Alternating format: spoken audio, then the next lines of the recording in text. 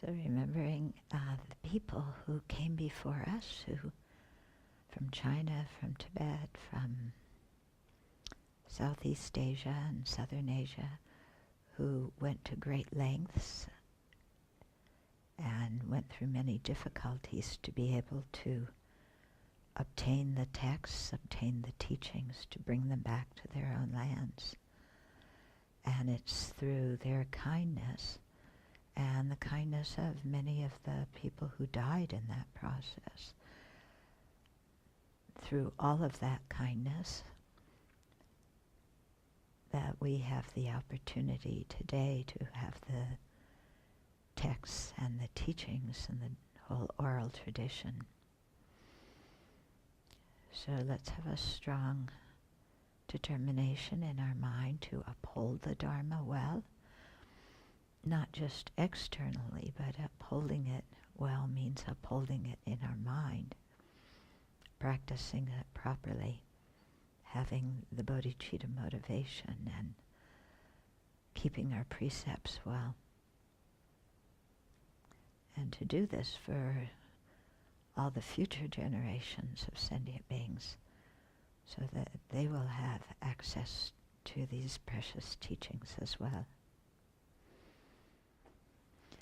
So we may wonder sometimes why all this emphasis on preserving the teachings, because so often when we come into the Dharma, I don't know about you, but my thought for many years was, well, it's my Dharma practice, and, I was taught I'm supposed to attain enlightenment for the benefit of sentient beings.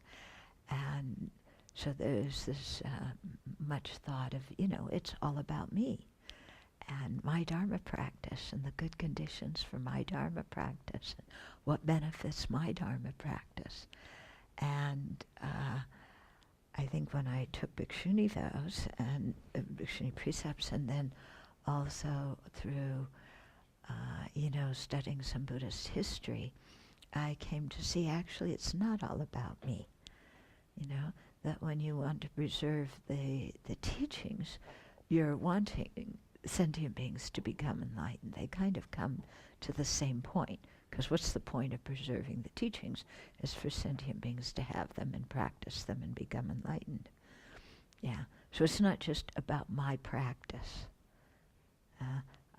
I happen to be here at this time. All of us happen to be here at this time. And we've received the tradition due to the kindness and sacrifice of many hundreds and thousands of people who came before us. And now it's our turn to give forward and make a contribution for future generations. So that the efforts of all the people who came before us don't go to waste. It's kind of like the same way too when you look at your precious human life and you see the opportunities you have to practice now, and then realize whoever I was in a previous life did some really good things over a lot of previous lives, and I better keep it up now, otherwise, if I blow it, I'm going to blow what all those previous lives put a lot of energy into. So seeing this process of continuity, wanting to support it. Okay, so yesterday we talked a little bit about the history of Buddhism in India, in South and Southeast Asia, and then we started about China and went through the 10 traditional schools, Buddhist schools there. Okay, so I'll start reading on page 9. Some of the 10 schools still exist as separate schools. The tenets and practices of those that do not have been incorporated into existing schools. Okay, so although the Vinaya school does not exist as a separate entity now, the practice of Vinaya has been integrated into the remaining schools, and the Sangha is flourishing in Taiwan, Korea, and Vietnam. Okay, so it's no longer, well, we belong to the Vinaya school. All the other schools have the Vinaya and practice it. Okay? While no longer distinct, the Abbey Dharma, Yogacarya, and Madhyamaka philosophies are studied and meditated upon in the indigenous Chinese schools, as well as in Korea, Japan, and Vietnam.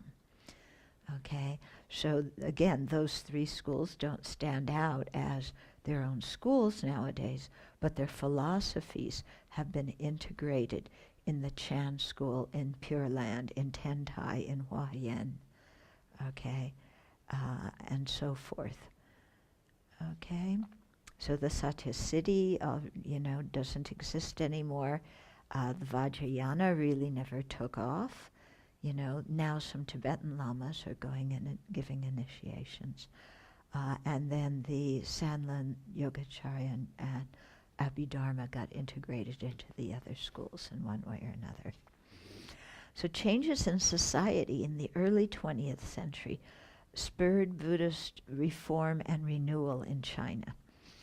So first you have the fall of the Qing dynasty in 1917, stopped imperial patronage and the support of the Sangha, and the government, military, and educational institutions wanted to confiscate monasteries' property for secular use.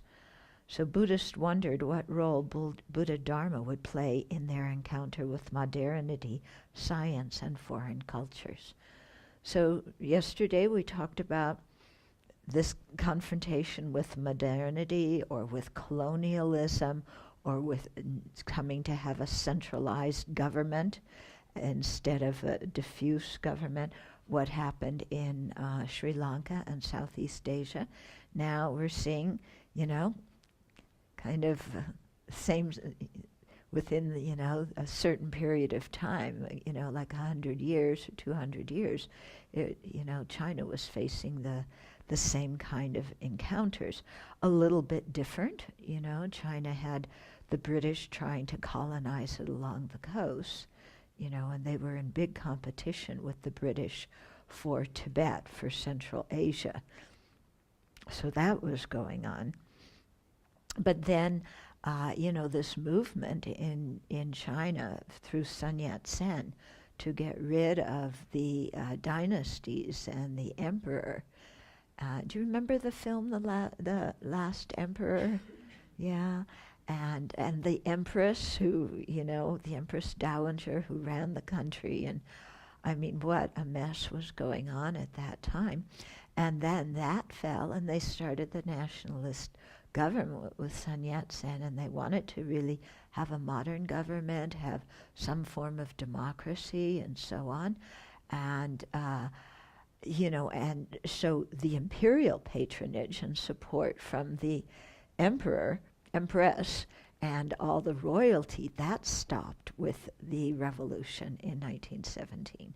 So all of a sudden the Buddhist institutions are going, how do we sustain ourselves?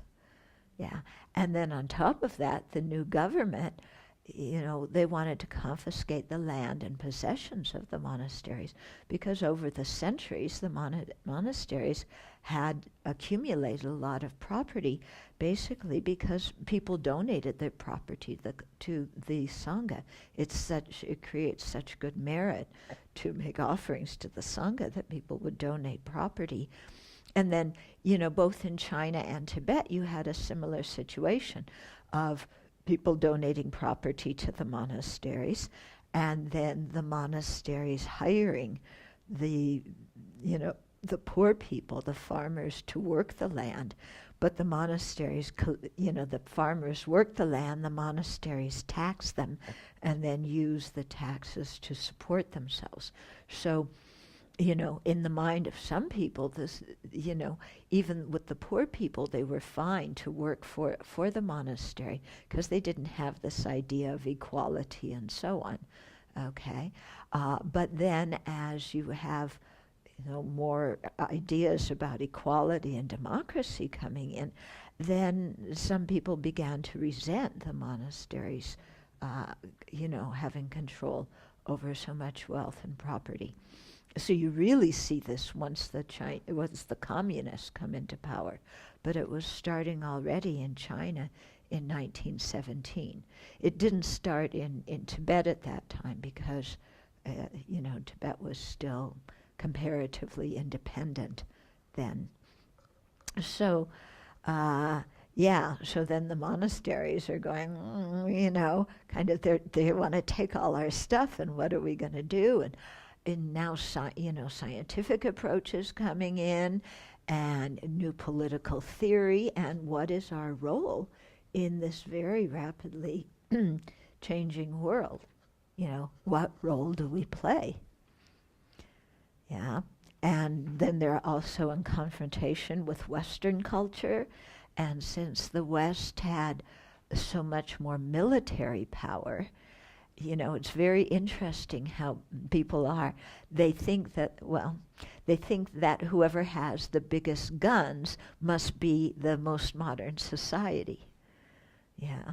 And so then they want to be like the West and have the wealth that the West has and the big guns, but they actually don't like the societal values and society's ways so much. Yeah. But they can't really go backwards to their own traditional ways, because they're in confront of modernity, and the citizens are starting to think differently. So things are, this is happening right now in the Islamic world.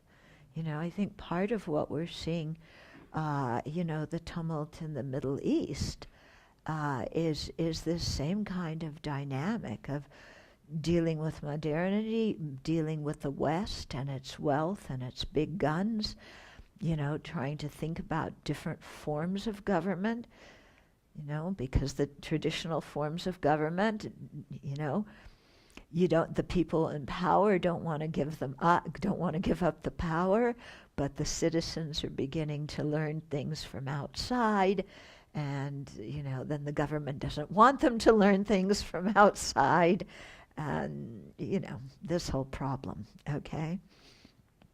So this is the world and modernity and what's happening, okay? So they're going, what role does Buddhism play? Because also in China you had these Christian missionaries coming in and trying to convert people.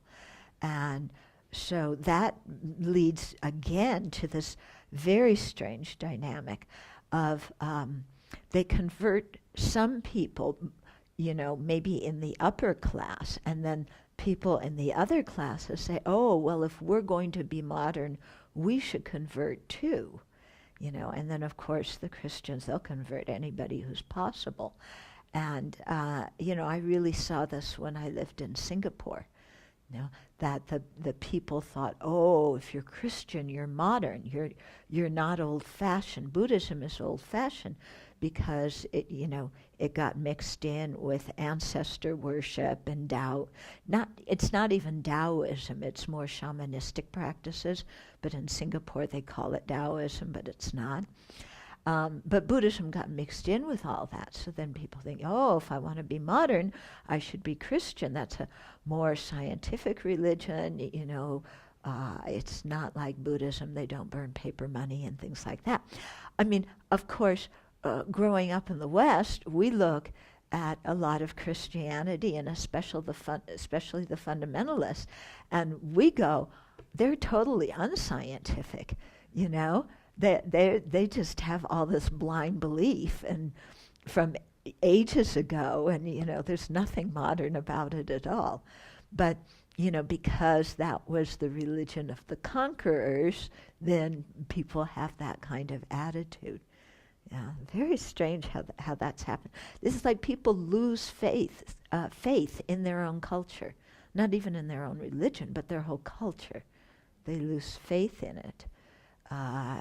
When they confront modernity, and they're attached to it. It's their way of life. They want to continue. But then, you're faced with all this richness that they see on TV, and they think that everybody in America is rich. I mean, because they don't show the inner city on international TV. They don't show the rural Appalachia areas, on international TV. Everybody just sees, Manhattan. and, big suburban houses, and they think everybody's like this. Yeah. So it's, you have all this conflict going on if you know what to do. So this social change provoked a variety of reactions. So Taixu, who lived from 1890 to 1947, perhaps the most well-known Chinese monks of that time, the way he dealt with all of this, was he renewed the study of Madhyamaka and Yogacarya and began new educational institutions for the Sangha using modern educational methods. So he saw that the Sangha had become, the Sangha in China, the Chan monasteries, they did very strict practice. And many of the big monasteries, they did very good practice.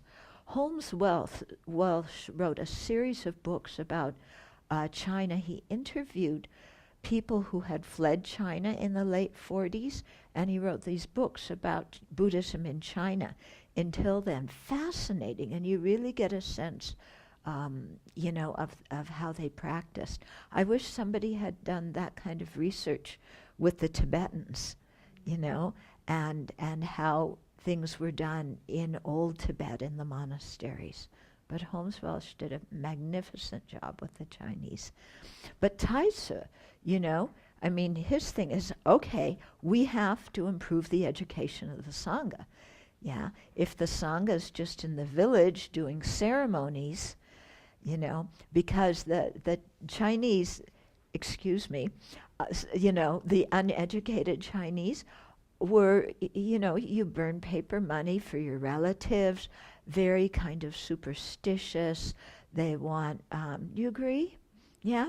And so people, even, it's amazing in Singapore, even now, these people who are business people dressed in their suits and ties and business uniform, clothes and everything, they'll go into the temple and throw these little blocks and then read their fortune, and that's how they make the decision from their family.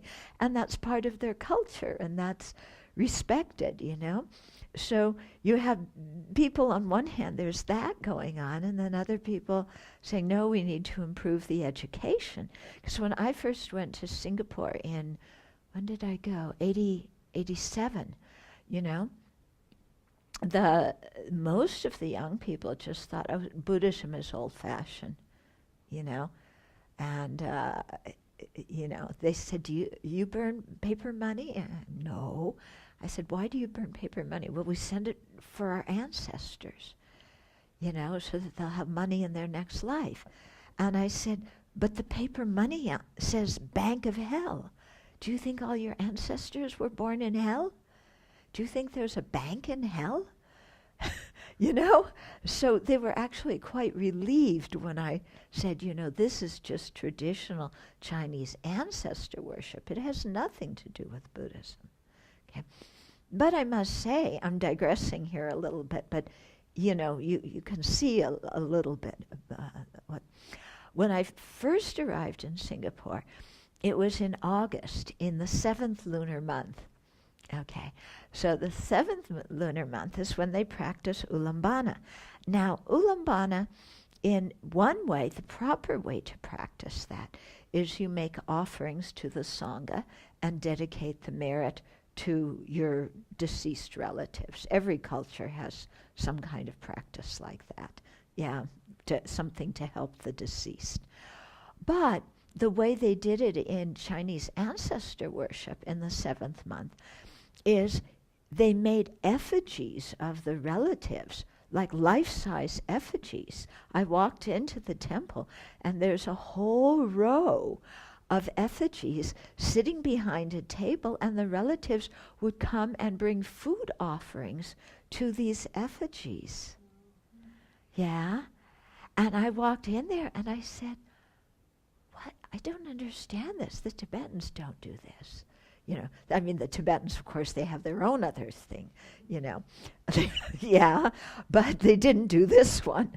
Okay, they have their own stuff. But, and then they explained to me, as you make offerings to your deceased ancestors so that they'll have food. And then in the middle of the streets, they were, what's the thing with the eggs? You step on the eggs and burn a fire in the middle of the street. Something, you know what it is? Something like that, and you burn stuff, and the burnt paper money you definitely burn. That's how you send it off. So Singapore's a modern country, but this was what was happening. Much less now, much less now. Yeah, but when I went there like 30 years ago, it was more. So you can imagine in, China, where you have a huge population, most of which is illiterate, and you have these kind of ancestral customs and culture, going on, and this is what the people knew, and this is what they did.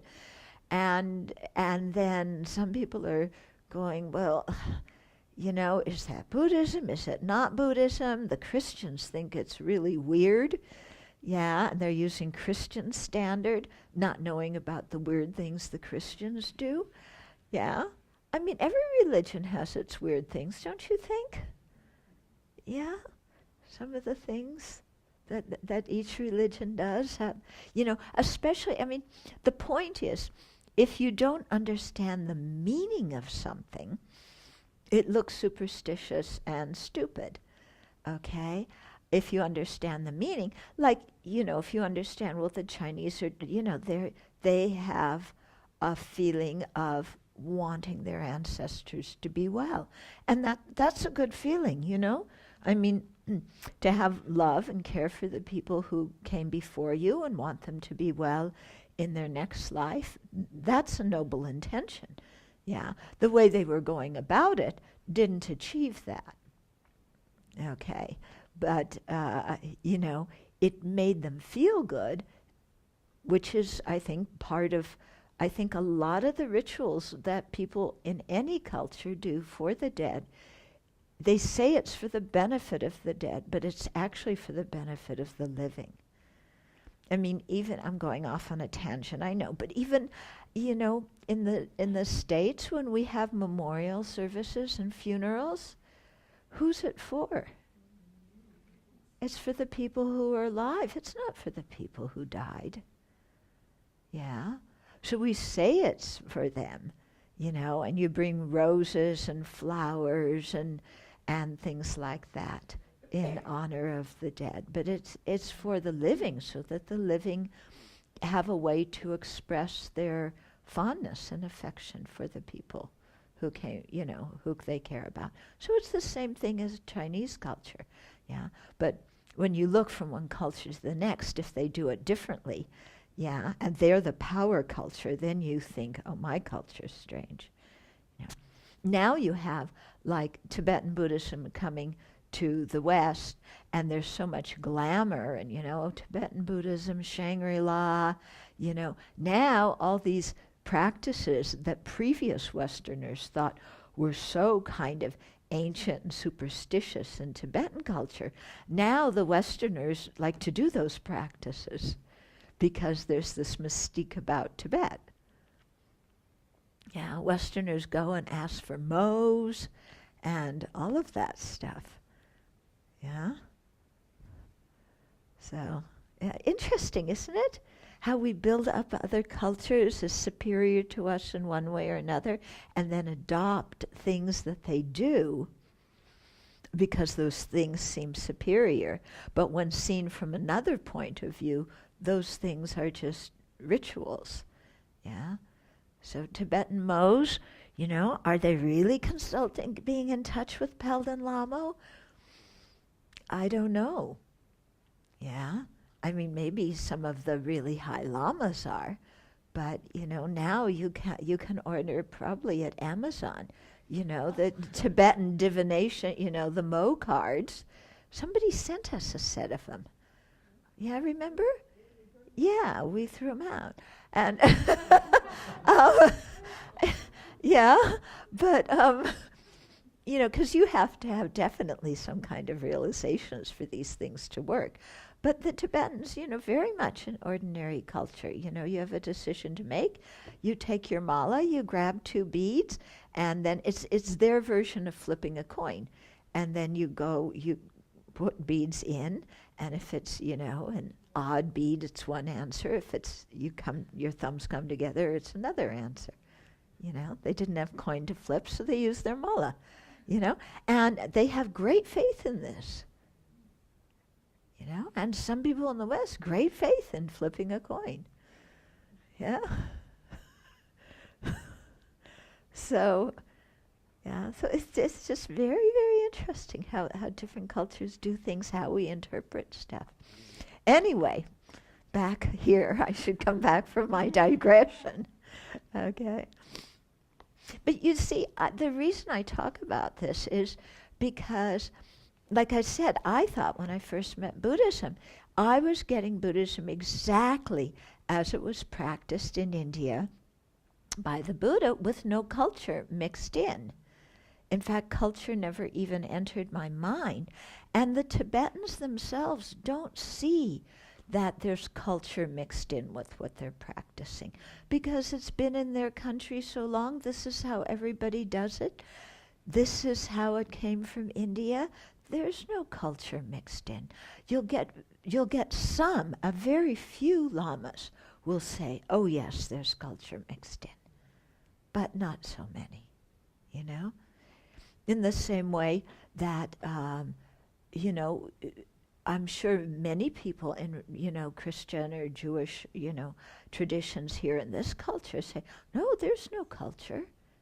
Yeah. I mean, the way, I'm going way out now, but the way the Christians have been influenced by the Republican Party and taking, a whole lot of positions from the Republicans without examining if they're really Christian ideals or not, just assuming that because the Republicans say, on the social issues, agree with some things, that on all issues they support Christian values.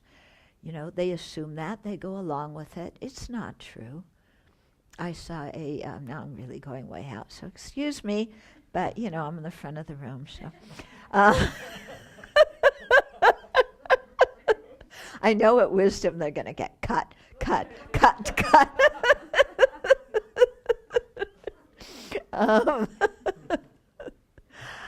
But I watched this. It was a short documentary, like 6 or 7 minutes, about one Christian pastor, evangelical, who started to question, why are we going along with everything the Republicans say, particularly about gun laws? Because he said, if you're a real Christian, why do you need guns? Isn't Christianity about protecting lives? And do guns really protect life? Because the statistics show that you're more likely to be killed yourself if you have a gun in the house.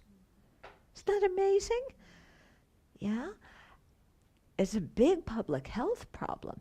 But, he said it's just like the evangelical Christians, because the Republicans agreed on like abortion and same-sex marriage, then they just went everything with Republican without really examining it. Yeah? So it's this same kind of thing that I'm saying, that you have, let's say, when the West was trying to make inroads into China, of how you see another culture and how you adapt things and think that it's better, or think that culture will support you without really examining what's going on. Okay, that's my point. Okay. All my history professors, because that's what I majored in college. Okay. She can't remember anything, but she remembers this.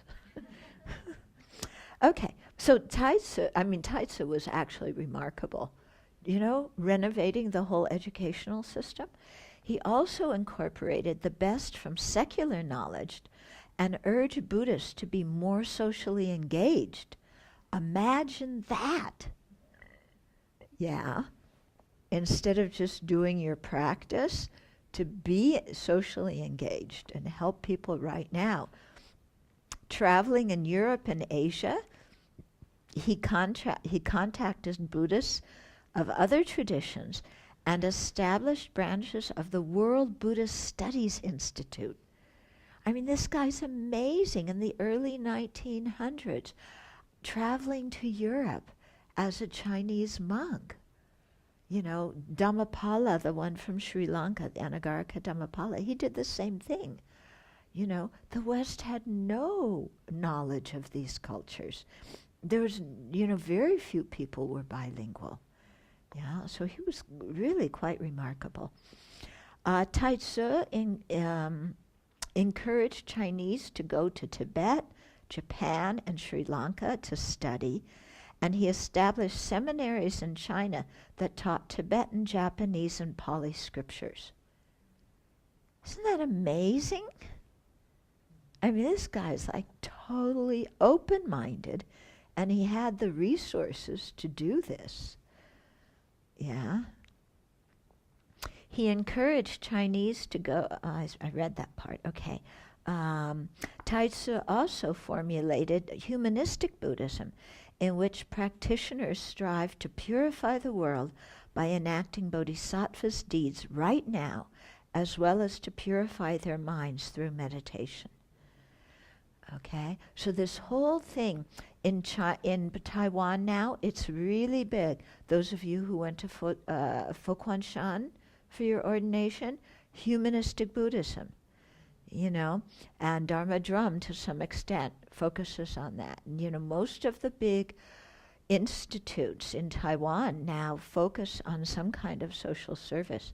Venerable Wu Yin, her nunnery, the nuns run classes for the lay people, tons of classes to teach the lay people Buddhism.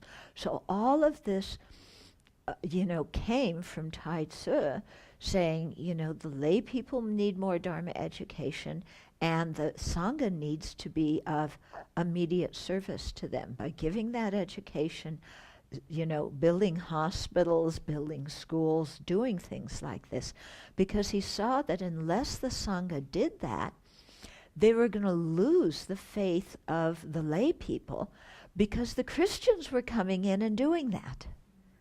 Yeah, I mean, that's the Christian technique, isn't it? You come in, you benefit people immediately, and then you get them to convert. And, they're doing that in Mongolia. That's what they did in Singapore. Yeah, they would be doing it in Malaysia if the Malaysia government didn't outlaw it. Yeah, there's laws against converting Muslims. So, so Taixu, he was really looking at the Christian model and saying, we have to do that too. So he also revised the chanting ceremony. And I heard that in one of the cities, I don't know, Shanghai or Beijing or somewhere, he even brought an organ into the Buddhist temple. Yeah, and played organ music to the Chinese chanting. Yeah, because this was the way, how you modernize. But, his emphasis on education and on social service, are really, they made a huge impact on Buddhism in China and how Buddhism is in Taiwan right now. Yeah, very big impact. So, sometimes you think, well, one person, what can one person do? But somehow Taixu did a lot. Okay. And so also under his influence, several young Chinese monks studied Buddhism in Tibet in the 1920s and 30s. So Fatsun, who lived from 1902 to 1980, a disciple of Taixu, was a monk at Drepung Monastery, where he studied and later translated into Chinese several great Indian treatises and some of Tsongkhapa's works. So Fatsun was like, he's another one of these people. I mean, there's a few people here that, boy, I wish I had met. And Taixu's one of them, Fatsun is another one. I mean, because these monks, we'll read about a few more here, you know, they went to Tibet. Can you imagine traveling from China to Tibet in the 20s and 30s? You know, I mean, you had to go with a caravan of donkeys or yaks or walk on foot. You know, you were going from village to village, hoping to get from one place to another before the bandits or the warlords stopped you. You know, because the nationalist dream didn't go so well in China, and by the 1940s you had all these warlords, controlling people, and you know, and people were so poor in those areas. Yeah, they didn't have modern conveniences. Forget electricity, forget motorized vehicles. Yeah, and then they wound up in Tibet. I mean, quite exceptional people, and they had to learn the language. So somebody like, I mean, Fatsun, I had a picture of him. Unfortunately, I saw the picture, I didn't save it, but he had this beautiful, very gentle face, very compassionate face, but he was totally brilliant. I mean, because he studied Je Rinpoche, and then he translated it into Chinese, into classical Chinese, because the scriptures were all written in classical Chinese in those days. Yeah, so he translated some of Tsongkhapa's works. He translated the Mahavibhasa, the main text of the Vibhasikas, you know, from Chinese into Tibetan. I mean, he was just incredible what he did. And it left an amazing legacy of translations. Okay, and you can see he wound up living in China under the communist Chinese. Yeah, because he lived in Tibet, got his education in Tibet, came back to China. He didn't die until 1980. Yeah, so actually when I was in China, in what year was it? 95. And the boys, you know, they took me to meet an elderly couple who were disciples of Fatsun. And it was a beautiful couple. And I asked them, you know, how did you practice during, you know, the Cultural Revolution? Because the cultural, there it is. Is that, yeah? F-A, F-A, that's Taixu, okay. Yeah, save it if you can. Okay, and then Fatsun is F-A-Z-U-N. Okay. Save the pictures and send them around, because it's hard to get them. So I asked this couple, you know, how did you practice during the Cultural Revolution? Because they were also tantric practitioners. One thing they told me is that they took many of their texts and they buried them before the cultural revolutionaries could come to their house. And then, you know, of course, they couldn't do any Buddhist practice publicly. It was totally dangerous. They'd throw you in prison. So, you know, what happened in Tibet, the Tibetans think it just happened to them. It happened all throughout China, too. Is that Fatsun? Okay. Yeah, so send us the pictures. So so they told me that what they would do, like on the nights when they have to offer soak, they would get in bed, put the covers over them, so it looked like they were sleeping, and then they would just whisper the soak and have the elements and the offerings and things there. you know, because it was so dangerous. I mean, the Cultural Revolution, really, China was totally chaotic, you know, and people couldn't trust each other, you know. Should do some reading about the Cultural Revolution in China. It will shake you up. When I went to Singapore, I was so shocked. People had never even heard of it.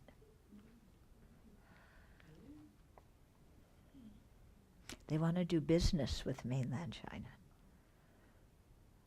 Also, there was a whole period of like fears of communism in the country, so no news came from China, and you were suspected if you were connected. That's right. Parents' generation, so they had no clue what happened with the Cultural Revolution. Yeah. Committed socialists. Yeah. Okay. So there was Fatsun, and then the monk Nenghai, who lived 1886 to 1967, so also, you know, through the difficult times in China.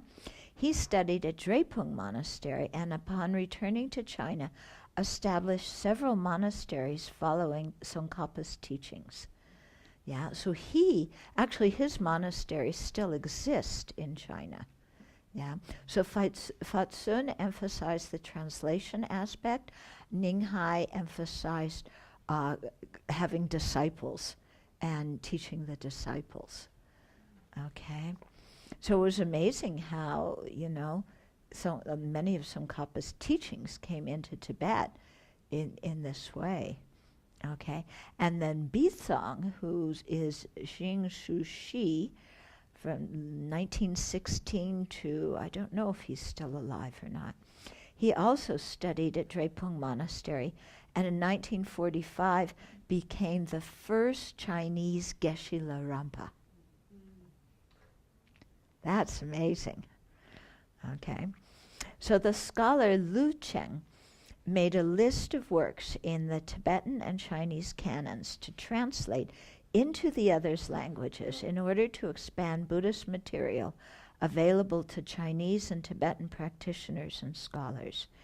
In the first half of the 20th century, Chinese lay followers had increased interest in Tibetan Buddhism, especially in Tantra, and invited several Tibetan teachers to teach in China. They and their Chinese disciples translated mostly tantric materials.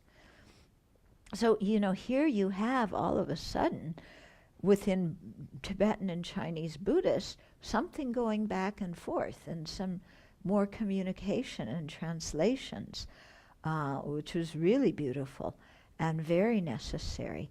The Tibetan Geshes, or not only Geshes, but, you know, lamas, rinpoches, and so on, they've been going into China, you know, since like 1920s, 1930s to teach the Chinese, and then they bring donations back to Tibet to support the monasteries.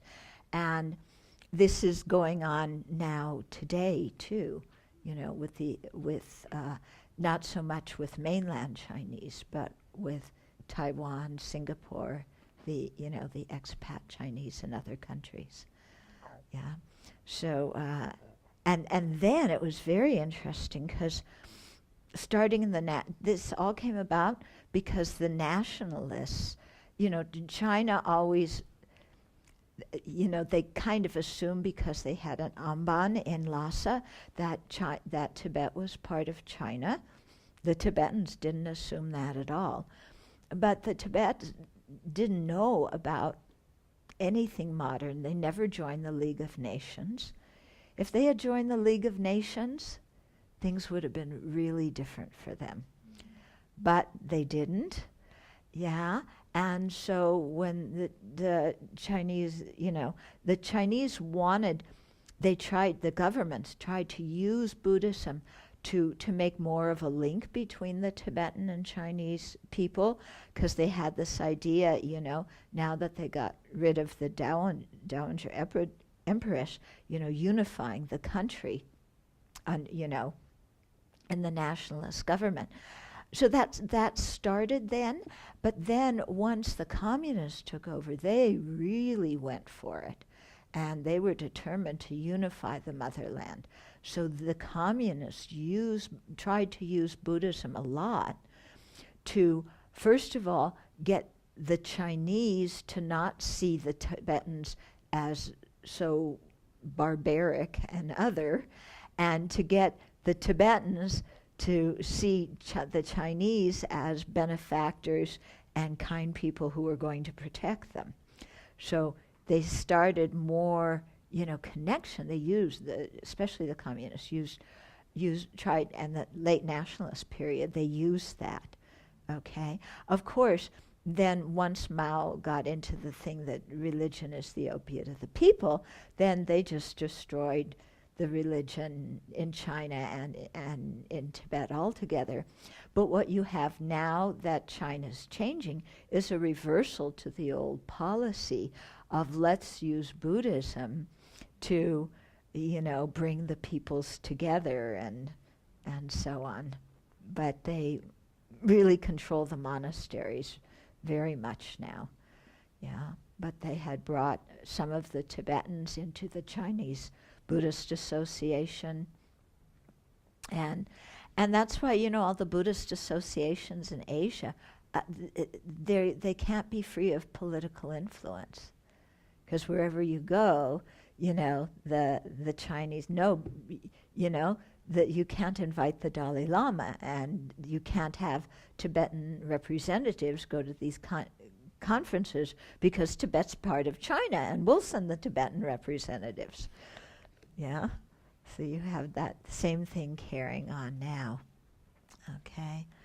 But in the early days, from the side of the Buddhists, I think there was really genuine, sincere interest and the wish to be helpful to each other. Yeah, because the Tibetans were teaching the Chinese were helping the Tibetan monasteries. Taixu's disciple Yinshun from 1906, he just died 10 years ago. Okay, do you remember the monk? What was his name? Who was here at the gathering? Shi Yang. Yeah. So he mentioned his teacher's teacher is Yinshun. Yeah. Okay, and Yinshun, again another totally remarkable person. Yeah, was an erudite scholar who studied the sutras and commentaries of the Pali, Chinese, and Tibetan canons. A prolific writer, he was especially attracted to Tsongkhapa's explanations. Due to Yinshun's emphasis on Madhyamaka and the Prajnaparamita Sutras, many Chinese Buddhists have renewed interest in this view. He developed the schema of the major philosophical systems in Chinese Buddhism today. So this is how he, instead of Vibhasaka Satantrika, or instead of, Nyingma Khargya Galu, so this is the three philosophical ones, okay? So the school called Weishi, which is false and unreal mind only. So that's the Yogacarya view, okay? Then truly permanent mind only, or Zhenru, is the Tathagatagarbha. Yeah? Which is popular in China and has a strong impact on practice traditions. And that influenced the Jonangpas. And then empty nature, mere name. Guess what one? That's Madhyamaka. Okay. Buru is the Madhyamaka view based on the Prajnaparamita Sutras. Yinshun also encouraged humanistic Buddhism. So Yinshun, he wrote so many books, it's just amazing. He was a tremendous scholar. He even put together a Chinese, he wrote, like he liked Tsongkhapa's way of organizing material step by step in the Lamrim so much that he made a Lamrim style book for Chinese Buddhism with the with these three philosophies and presenting the gradual path as it would be presented according to the sutras they have in their canon. Yeah. So really, some incredibly exceptional people here. And they lived through such a difficult time. Yeah? I mean, because China was in turmoil for decades. And I mean, most of the 20th century, it was in turmoil. Okay, now Buddhism in Tibet.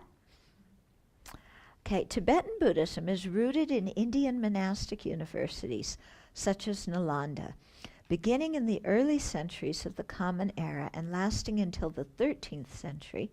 Nalanda and other monastic universities consisted of many erudite scholars and practitioners emphasizing different sutras and espousing a variety of Buddhist philosophical tenets. Buddhism first came to Tibet in the 7th century through two wives of the Tibetan monarch Songtsen Gampo, who lived in 7th century. One was a Nepali princess, the other a Chinese princess, who brought Buddhist statues to Tibet. Buddhist texts in Sanskrit and Chinese soon followed. From the late 8th century onwards, Tibetans preferred the texts coming directly from India, and these formed the bulk of Buddhist literature translated into Tibetan. So that was after the big debate at Samye, Okay. Buddhism flourished in Tibet during the reign of King Trizong Dechen, which was in the 8th century, who invited the monk, Madhyamaka philosopher and logician Shantarakshita from Nalanda, and the Indian tantric yogi Padmasambhava to come to Tibet. Shantarakshita ordained Tibetan monks, establishing the Sangha in Tibet, while Padmasambhava gave tantric initiations and teachings. So it was a very interesting mix, because Shantarakshita is, kind of straight monastic practitioner scholar out of the monastery, and came and ordained the first Tibetan monks. He didn't bring any nuns with him when he came to Tibet, probably because people would have, gasped in horror if monks and nuns had traveled together. So, he didn't set up the bhikshuni ordination. But then, of course, there were all these hindrances, because the Bonpo, the shamanistic traditional Tibetan religion, was very popular. So there were all these hindrances. So then he invited Guru Rinpoche Padmasambhava, who came, and he was this great, spectacular tantric yogi who subdued all the hindrances and the ghosts and the spirits and all this kind of thing, so that Buddhism could take root in Tibet. When I was at Samye, was it at Samye? Yeah, I think it was when we were at Samye. And I have one of them. There was a certain kind of very interesting rectangular stone there. And the people said, oh, these were the ones that Guru Rinpoche, when he caused with his magical powers to fall and destroy all the hindrances to Buddhism. Yeah.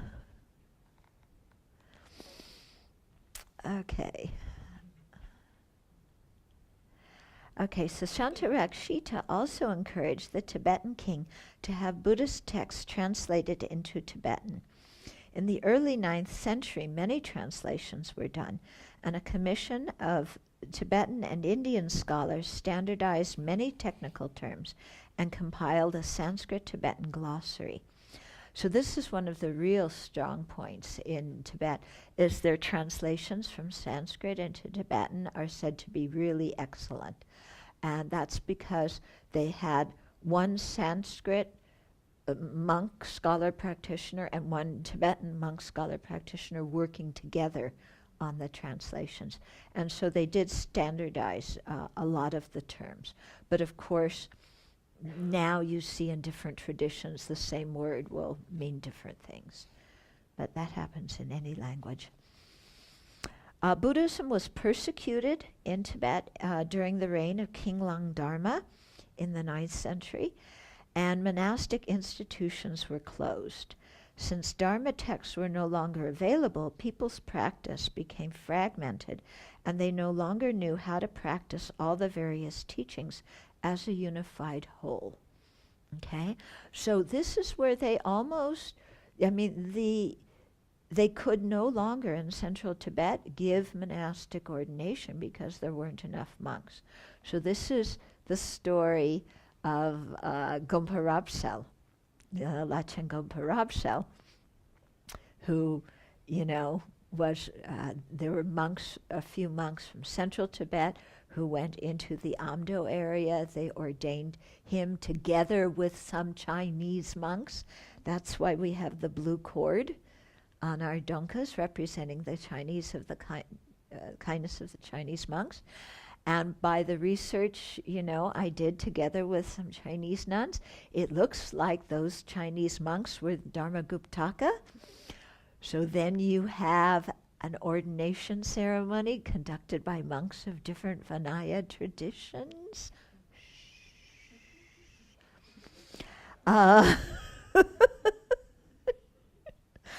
Yeah.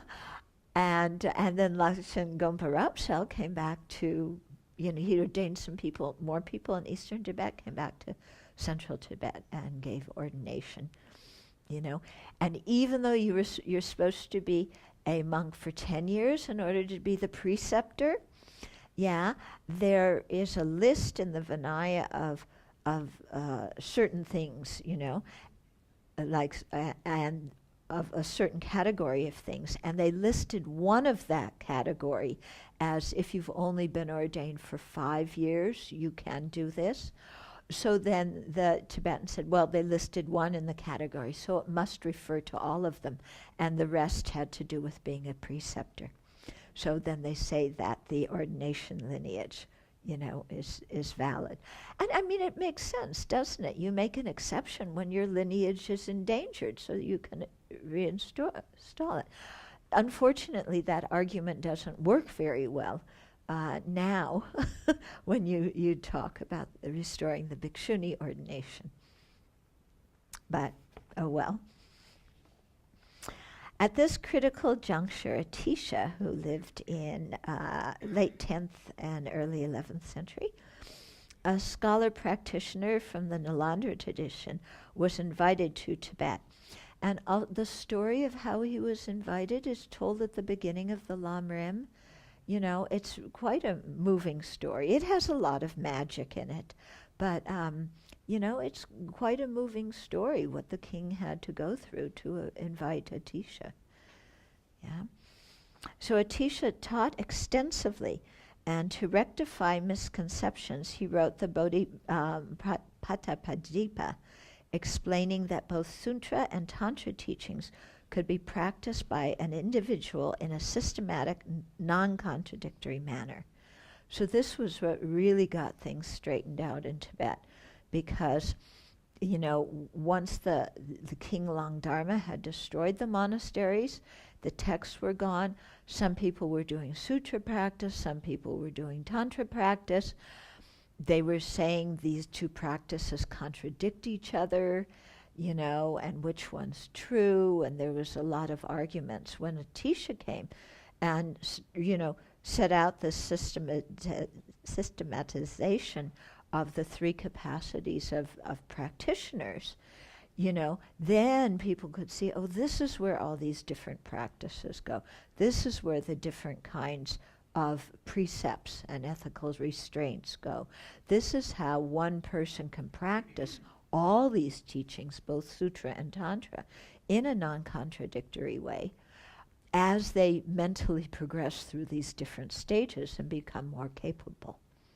Okay, so this was, what Atisha did was marvelous in terms of straightening out all this confusion. Really, we owe a great debt of kindness to Atisha.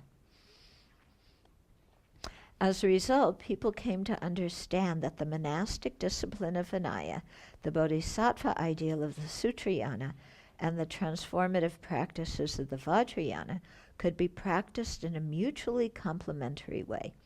Monasteries were again built, and the Dharma flourished in Tibet. The Buddhism in Tibet prior to Atisha became known as the Nyingma, or Old Translation School. The new lineages of teachings entering Tibet, beginning in the 11th century, became the new translation or Sharma schools. These slowly crystallized to form the the Kadam, Kargyu, and Sakya traditions. The Kadam lineage eventually became known as the Gelugpa tradition. All four Tibetan Buddhist traditions that exist today, Nyingma, Kargyu, Gelu, Sakya, and Gelu, emphasize the Bodhisattva vehicle. They both follow sutras and tantras. They both have the Madhyamaka philosophical view. Okay, so following the example of Shantarakshita, many Tibetan monastics engage in rigorous study and debate in addition to meditation. Well, some of them meditate, in the monastery. Some of them don't. They sometimes wait until they're much older to meditate. Some misnomers from the past, the terms Lamaism, Living Buddha, and God King, unfortunately persist. His Holiness really wanted this stuff cleared up. He said, make sure you,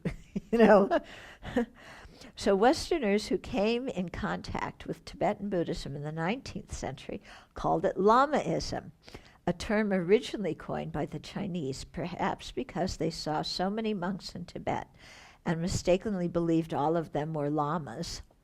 Lama means a spiritual mentor or teacher. Or perhaps they saw the respect that disciples had for their teachers and erroneously thought they worshipped their teachers. Or perhaps they were able to read. I don't think any of the Christian monastics, I don't know if any of them knew Tibetan, but if they read any of the tantric commentaries, like the commentary to Lama Chopa, then they would definitely think that they worship their teachers. That could be a big place where the term Lamaism came, misunderstanding that practice. In either case, Tibetan Buddhism should not be called Lamaism. Lamas and tulkus, so tulkus are identified incarnations of spiritual masters, are respected in Tibetan society. However, in some cases, these titles are simply social status. Yeah, His Holiness says this publicly. I've heard him say it more than once. He's the only person who could say this, Okay. However, in some cases, these titles are simply social status, and calling certain people tulku, rinpoche, or lama has led to corruption. It saddens me that people put so much value on titles. Buddhism is not about social status. It is much more important to check a person's qualifications and qualities before taking that person as one's spiritual mentor. Teachers must practice diligently and be worthy of respect, whether or not they have titles. Yeah? So this is His Holiness's view. This is not the general Tibetan view. Yeah, they like titles. Although it's very interesting. In the Buddhist dialectic school with the young monks and in the monasteries with the young monks who are learning debate, the young tulkus are in there too. And they treat the young tulkus as pals. Yeah, mostly. Certain the very high tulkus not. Yeah, because the high tulkus can't even leave their room hardly, But the other ones, the lower level tulkus, they treat them as pals. And they have to earn their respect amongst the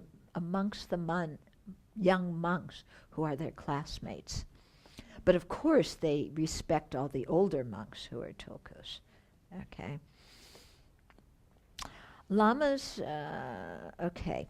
Some people mistakenly believe that since tulkus are recognized as incarnations of previous great Buddhist masters, they must be Buddhas, and thus call them living Buddhas. However, not all tulkus are bodhisattvas, let alone Buddhas.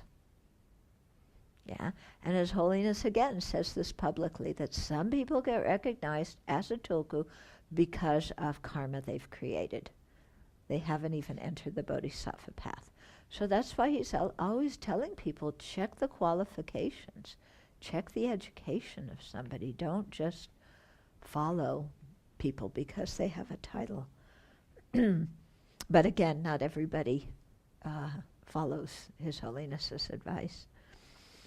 God King may have originated with the Western press and was attributed to the position of the Dalai Lama. Since Tibetans see the Dalai Lama as the embodiment of Avalokiteshvara, the Bodhisattva of compassion, these journalists assumed that he was a god. And since he was the political leader of Tibet, he was considered a king. However, since I currently hold the position of Dalai Lama, I repeatedly remind people that I am a simple Buddhist monk, nothing more.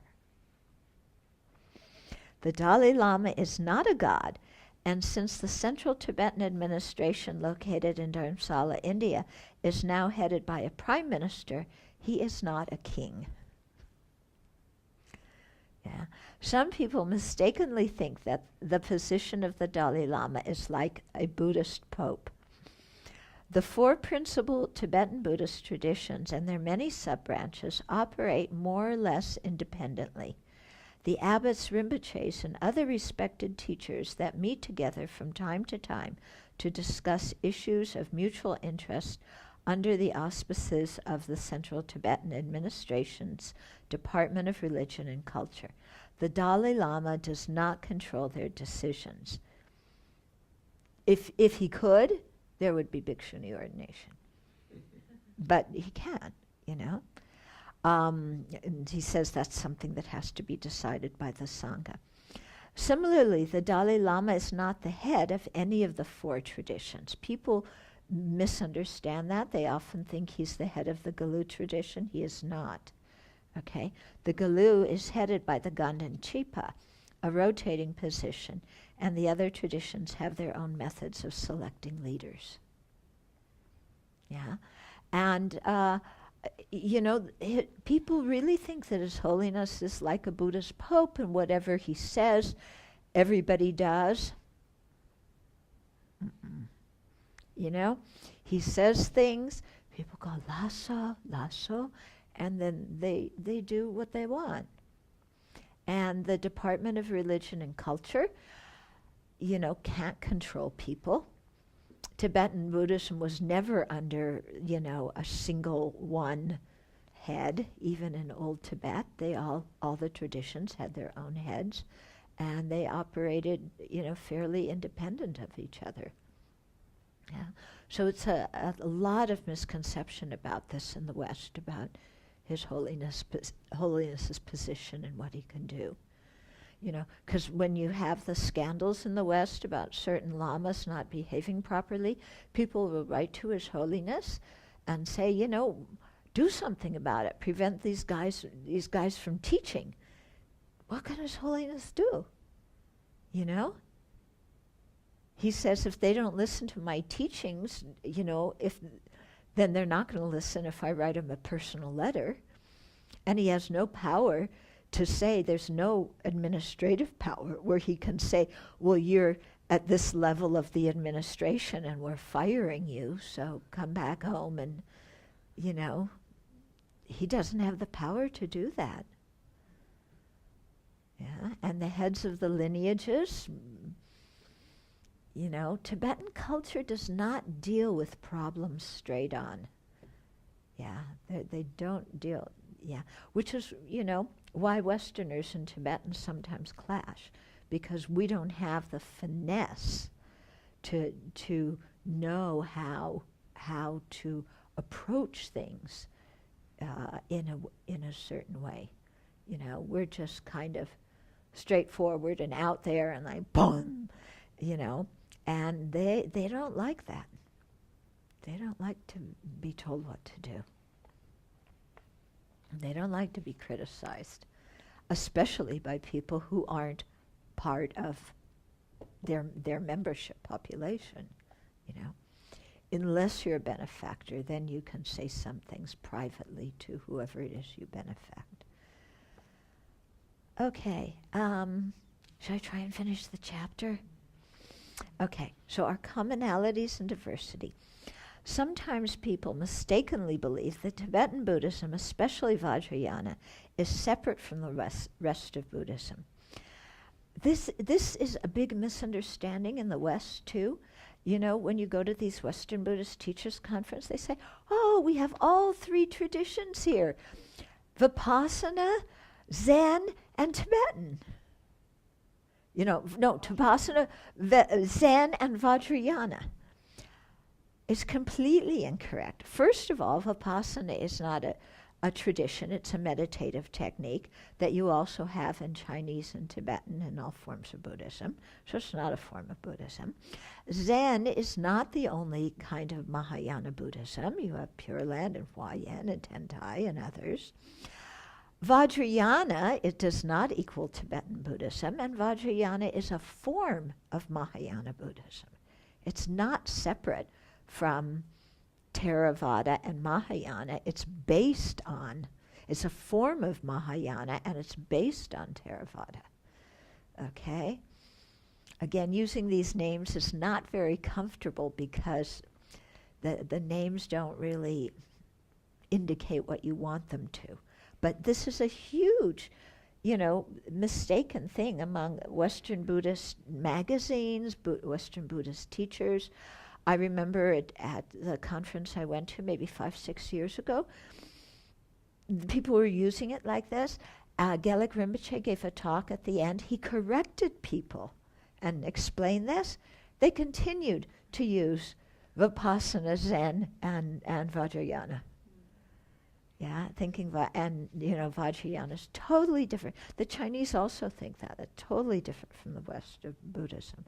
So this is one of the things that's beginning to change now with Chinese coming to Dharamsala, some Tibetan lamas teaching in Chinese areas.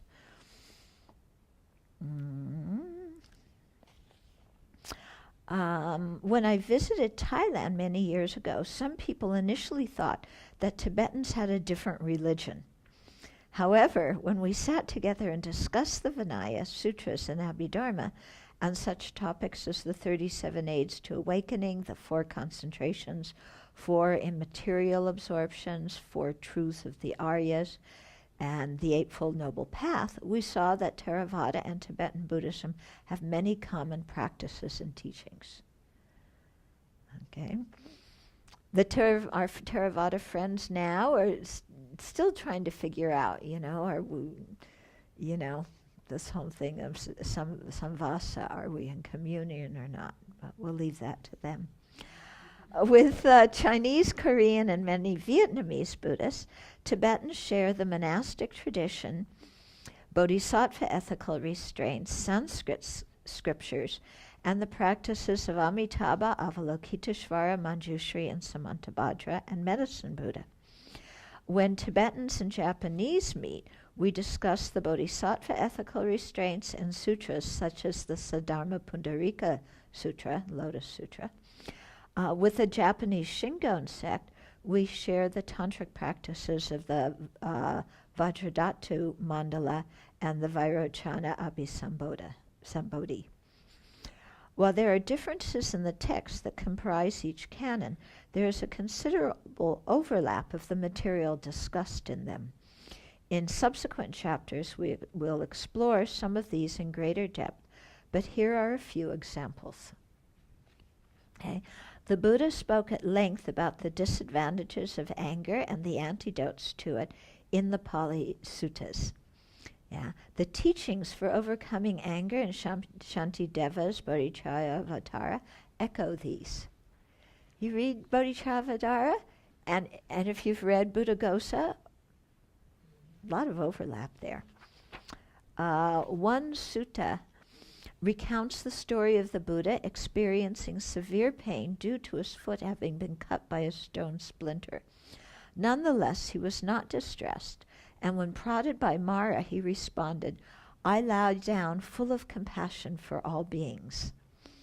This is the compassion generated when doing the taking and giving, or Tonglen meditation, taught in the Sanskrit tradition, where a practitioner imagines taking the sufferings of others upon himself and giving others his own happiness. So, incredible similarity there. Furthermore, the altruistic intention of bodhicitta, so prominent in the Sanskrit tradition, is an extension of the four Brahma Viharas, or four immeasurables, taught in the Pali Canon. The Pali and Sanskrit traditions share many of the same perfections, the parami or paramita. The qualities, and this will come later in the text when we have a whole chapter on the paramis and paramitas. The qualities of a Buddha, such as the 10 powers, 4 fearlessnesses, and 18 unshared qualities of an awakened one, are described in scriptures from both traditions. Both traditions speak of impermanence, the unsatisfactory nature, selflessness, and emptiness. The Sanskrit tradition sees itself as containing the teachings of the Pali tradition and elaborating on certain key points, for example, by explaining true cessation according to the Prajnaparamita Sutras and the true path according to the Tatagarbha Sutras and some of the Tantras. So His Holiness often talks about this in teachings, how you have these themes, especially true cessation and true path, that are not explained in detail in the Pali Suttas, but in the Mahayana Suttas are really fleshed out so that you have a much fuller description of what exactly nirvana is, what is the path, how does the path work, what is Buddha nature, how is liberation possible.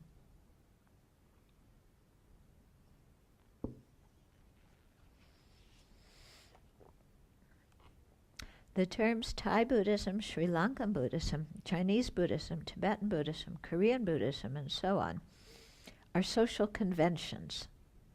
Bravo.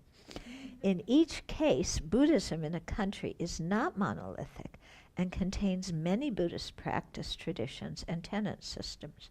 Within these, there are subgroups consisting of monasteries or teachers with various affiliations.